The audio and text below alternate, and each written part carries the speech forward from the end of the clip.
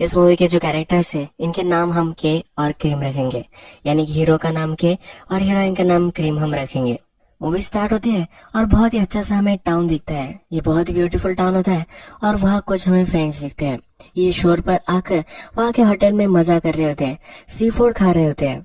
बहुत सारे टाइम बाद वो अपने गांव वापस आए हैं और यहाँ का जो सब है वो एंजॉय कर रहे होते हैं।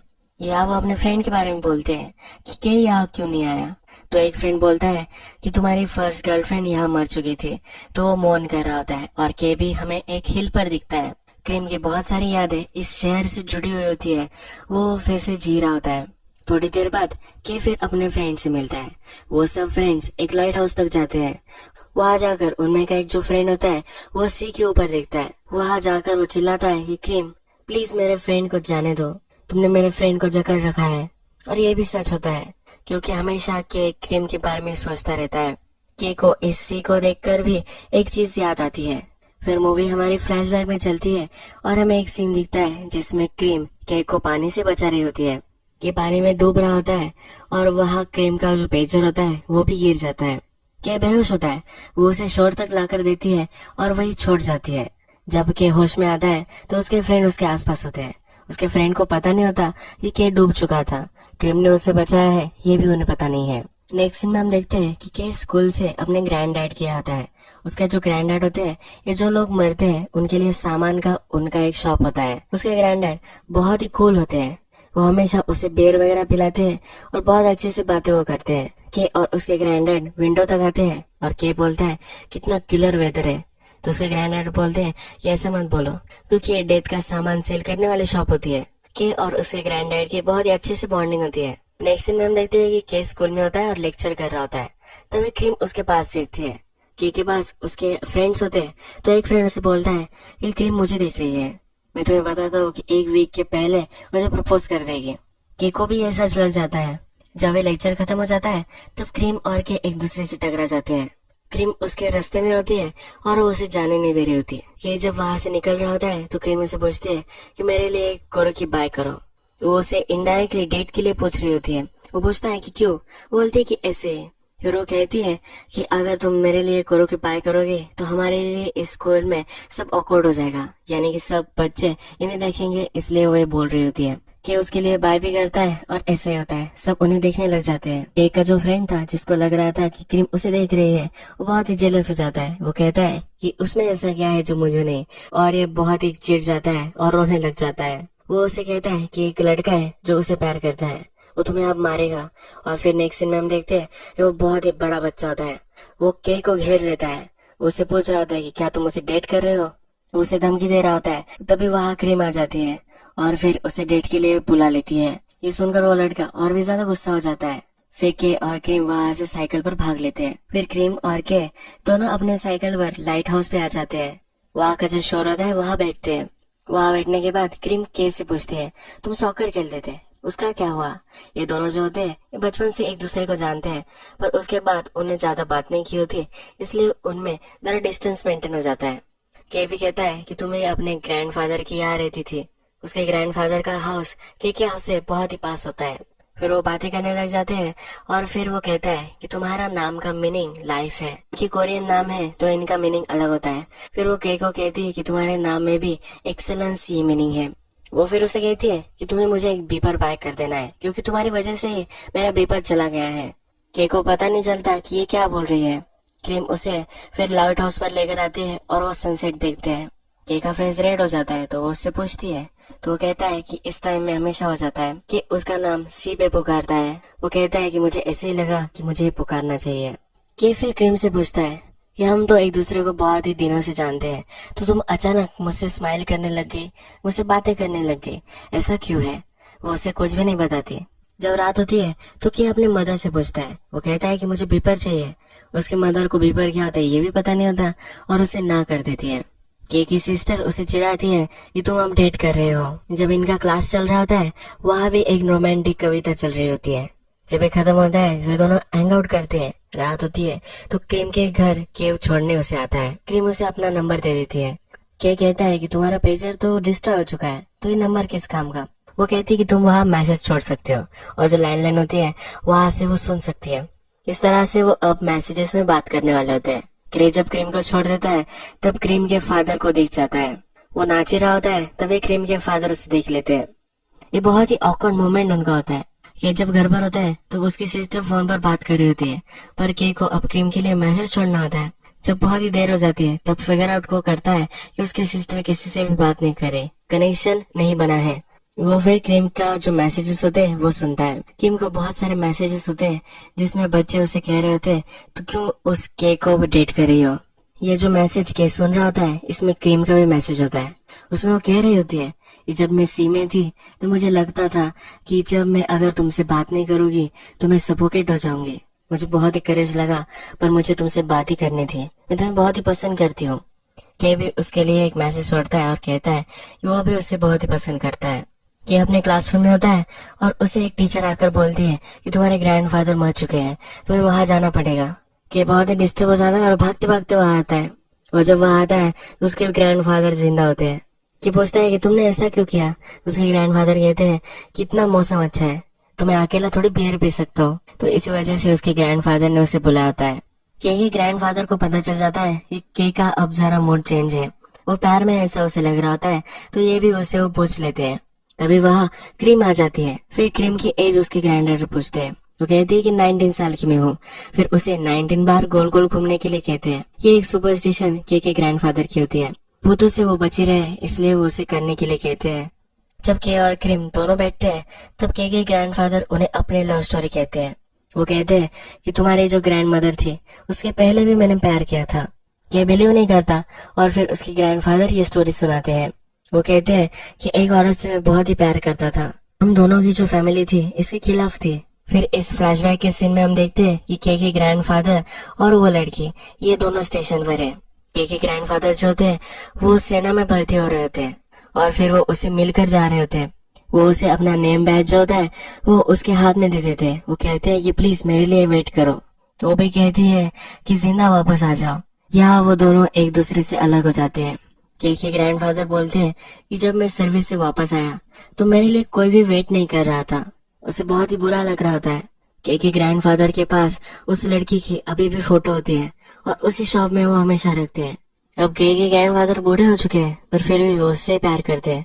बहुत सालों का ये प्यार है। फिर के लिए मैसेज छोड़ती है। वो कहती है कि ग्रैंडफादर ने तुम्हारे जो भी कहा है ये तुम्हारे लिए अपसेटिंग हो सकता है, पर मैं इसे परफेक्टली अंडरस्टैंड करती हूँ। के कहता है कि मैं भी इसे अंडरस्टैंड करता हूँ।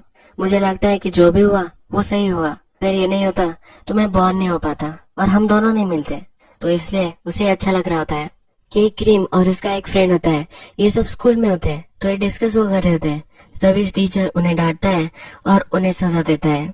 उसके एक फ्रेंड को वो बाहर भेज देता है। फिर भी के और क्रीम बातें ही करने लग जाते हैं तो इन्हें भी ये क्लासरूम से निकाल देते हैं। जब के और क्रीम ग्राउंड पर होते हैं तो डिस्कस कर रहे होते हैं। क्रीम जो होती है ये आफ्टर लाइफ पे बिलीव करती है, कि इस पर बिलीव नहीं करता। वो कहता है कि वो इडियट ही होंगे जो आफ्टर लाइफ पे बिलीव करते होंगे। इसमें इनकी जरा फाइट हो जाती है और एक दूसरे से बात नहीं कर रहे होते। इसके बाद क्लासरूम में के का जो फ्रेंड था उसके साथ क्रीम बात कर रही है, ये हमें दिखता है। कि इस पर बहुत ही चिढ़ जाता है। उसके हाथ में एक फॉर्क होता है और उस फॉर्क के साथ वो उसके पीछे भागता है। उसका फ्रेंड भी डर जाता है और भाग जाता है। कि अपने बाइसिकल से घर जाता हुआ दिखता है और वहाँ क्रीम भी होती है। उसके साथ कोरोकी खाना चाहती है। उसके हाथ में होता है, उसे लगता है कि वो रुकेगा और उनका फिर से पैचअप हो जाएगा, पर वो चला जाता है। क्रीम फिर उसे मैसेज देती है। वो कहती है कि तुम्हारा जो फ्रेंड था वो सिर्फ मुझसे एक मैथ का प्रॉब्लम सॉल्व करवाना चाहता था। तुम्हें जेलस होने की कोई भी जरूरत नहीं थी। तुम अगर इतनी छोटी सी बात पर जेलस हो जाओगे तो 50 साल या उससे भी ज्यादा मुझसे कैसे प्यार करोगे। के फिर उसके ग्रैंड डैड के पास आता है। वो उसे बोलता है तुम्हें क्या जरूरत थी उसे कुछ भी बताने की। वो उसे पूछता है कि क्या फिर तुम उससे कभी मिले। उसके ग्रैंड डैड कहते हैं कि उसके जब पति मर गए थे तब मैं वहां गया था। हमने एक दूसरे को देखा था पर हम एक दूसरे से कुछ बात नहीं कर पाए। के को बुरा लगता है कि क्रीम के घर जाता है। वह एक छोटा सा पत्थर लेता है और वो खिड़की पर डालकर क्रीम को बाहर बुलाने वाला होता है, पर ये पत्थर जरा बड़ा होता है और इससे उसकी खिड़की टूट जाती है। वो वहां से भाग जाता है। ये फिर क्रीम के लिए मैसेज छोड़ता है। वो कहता है कि मेरे ग्रैंड डैड और मेरी ग्रैंड मदर ये दोनों एक दूसरे से मिलना ये एक डेस्टिनी थी। हर आदमी की एक डेस्टिनी होती है। मेरे मदर फादर मिलना ये भी डेस्टिनी थी। मुझे तुम्हारी डेस्टिनी बनना है। फिर इन दोनों का पैचअप हो गया है, ये हमें दिखता है। ये दोनों हैंग आउट करते हैं, बहुत सारी फन चीजें एक साथ करते हैं, डे के लिए हॉल वगैरह प्रिपेयर करते हैं। ये फिर अपने फ्रेंड के साथ बेसबॉल खेल रहा होता है, तो उसके फ्रेंड उसे कहते हैं कि क्रीम के ऊपर बहुत सारे लड़कों के डोरे हैं, तुम्हें जल्द से जल्द इस रिलेशनशिप को कमिटमेंट में बदलना चाहिए। ये जो फ्रेंड होते हैं डिस्कस कर रहे होते हैं कि फॉग आइलैंड है, वहाँ एक मैजिकल रॉक है जहाँ पर सब लोगों की फिशेज कंप्लीट हो जाती है, अपना पार्टनर उन्हें मिल जाता है, तो यहाँ फिर के को जाना होता है। ये सब फ्रेंड्स ने प्लान किया होता है और उसके फ्रेंड की गर्लफ्रेंड वगैरह सब वहाँ जाने वाले होते हैं। वो क्रीम को भी इसलिए पूछता है, क्रीम भी परमिशन लेकर इसके लिए हाँ कर देती है। जब ये दिन आता है जब वो फॉग आइलैंड में जाने वाले होते हैं, तब वह उसके फ्रेंड कॉल कर कर बताते हैं कि हम नहीं आने वाले, यहाँ रात भर उन्हें रुकना होता है। तो क्रीम उसे कहती है कि तुम्हारा ये सेटअप था। के डर जाता है, के को लगता है कि अपसेट हो चुकी है, पर क्रीम को और भी अच्छा लगता है। वो अब अकेले ही यहाँ जाते हैं। फॉग आइलैंड पे जाकर वो स्विमिंग करते हैं, बहुत अच्छे से वहाँ व्यूज होते हैं, ये वो देखते हैं, बहुत ही अच्छा जाता है। तो एक हिल पर आते हैं, ये दोनों एक विश कर रहे होते हैं। वो एक दूसरे से पूछते हैं कि तुमने क्या विश किया है। वो दोनों फिर डिसाइड करते हैं कि वो एक ही साथ एक दूसरे की विश बोलेंगे। एक दूसरे के मुंह से एक ही बात आती है, वो होती है कि इसी तरह का हर दिन हो। वो फिर एक जगह रुकते हैं, वहाँ की जो लेडी होती है वो ब्लाइंड होती है, पर वो सब सुन सकती है। उसे इन्होंने बताया होता है कि ये हस्बैंड और वाइफ है। ये दोनों बालकनी में होते हैं और वहाँ रेन आने लग जाती है। के फिर क्रीम को एक स्टोरी सुनाता है। वो कहता है कि जब मैं छोटा था हमारे घर पर एक ओल्ड लेडी आती थी। उसने मुझे सवाल पूछा था कि रेन कैसे गिरती है, ये ड्रॉप्स में गिरती है या थ्रेड की तरह धागे में गिरती है। मैं कभी भी इस सवाल का जवाब नहीं दे पाया। ये मोमेंट बहुत ही रोमांटिक होता है, तो एक दूसरे को वो किस करते हैं। फिर हमें दिखता है कि रेन स्टॉप हो जाती है, ये ड्रॉप्स की तरह गिरती है। ये के को समझ में आता है। जब बहुत ही रात हो जाती है तब इन दोनों को नींद नहीं आ रही होती। क्रीम सी के यहाँ बैठी हुई होती है, के भी उसके साथ आकर बैठ जाता है। फिर उसे कहती है कि ये जो टॉर्नेडो होता है इसके बीच में कभी भी बारिश नहीं आती। ये कहता है कि ये कितना ब्यूटीफुल है, इसकी पॉसिबिलिटी कितनी कम है, पर फिर भी ये होता है। जैसे हमारे मिलने की पॉसिबिलिटी बहुत ही कम थी, पर फिर भी हम मिले हैं। वो कहता है कि मुझे अब तुम्हारे लिए जीना है, मैं तुम्हारे लिए रोना चाहता हूँ, हंसना भी तुम्हारे लिए चाहता हूँ, जीना भी तुम्हारे लिए ही चाहता हूँ। क्रीम उसके यूनिवर्स का सेंटर बन जाए ऐसा उसे लग रहा होता है। क्रीम भी कहती है कि तुम गुस्सा हो जाते हो, जेलस हो, पर तुम जैसे भी हो मुझे अच्छे लगते हो। नेक्स्ट डे किम और के दोनों माउंटेन पर होते हैं और क्रीम उसे क्लाउड्स दिखा रही होती है। ये जब वो दिखाती है तभी वो चक्कर आकर गिर जाती है। के भागता है और सिटी में आ जाता है। क्रीम के फादर क्रीम को लेने के लिए आते हैं और के को मारकर चले जाते हैं। क्रीम फिर हॉस्पिटल में एडमिट होती है, तो के उसे मिलने के लिए आता है। उसे चीयर अप करने के लिए प्रिटेंड करता है कि वो प्रिंसेस है और ये प्रिंस है जो उसे ब्लड ऑफर कर रहा है। क्रीम फिर पॉइंट करती है तो क्रीम के फादर वही बैठे होते हैं। ये डर जाता है और बोलता है कि मेरे ग्रैंडफादर भी यही प्रैक्टिस करते हैं। फिर वहां से भागकर चला जाता है। के और क्रीम फिर एक दूसरे को मैसेज देते हैं और उन्हें क्या क्या चीजें बहुत ही अच्छी लगती है वो कहते हैं। के कहता है कि मुझे स्काई पसंद है, मुझे सनसेट पसंद है, बहुत सारी चीजें वो बोल रहे होते हैं। जब रात होती है तो के अपनी मदर को देखता है। उसके जो फादर होते हैं मर चुके होते हैं। वे कहता है कि मेरे मदर को अकेला देखना ये बहुत ही डिफिकल्ट है। दूसरे दिन फिर से के जब क्रीम से मिलने आता है तो अपने रूम में नहीं होती। वो नर्सेस से पूछता है कि वो कहाँ गई है। नर्सेस बोलती है कि वो भाग गई है। के बहुत ही डिस्टर्ब हो जाता है और फिर हार कर वो अपने ग्रैंड डैड के आता है। वो वही होती है। वो उससे पूछता है कि मुझे ऐसा देख कर क्या तुम्हें मजा आ रहा है। वो उस पर चिढ़ गया आता है। क्रीम भी उससे सॉरी बोलती है। वो उससे कहती है कि जब भी मैं तुम्हें कॉल करूंगी प्लीज मुझे आंसर करना। नेक्स्ट दिन हमें के की ग्रैंडफादर दिखाए गए हैं। वहाँ एक लड़की आती है, वो उसे अपना बैच देती है, जो बैच उसने अपने प्रेमिका को दिया था। ये जो होती है उसकी प्रेमिका की बेटी होती है।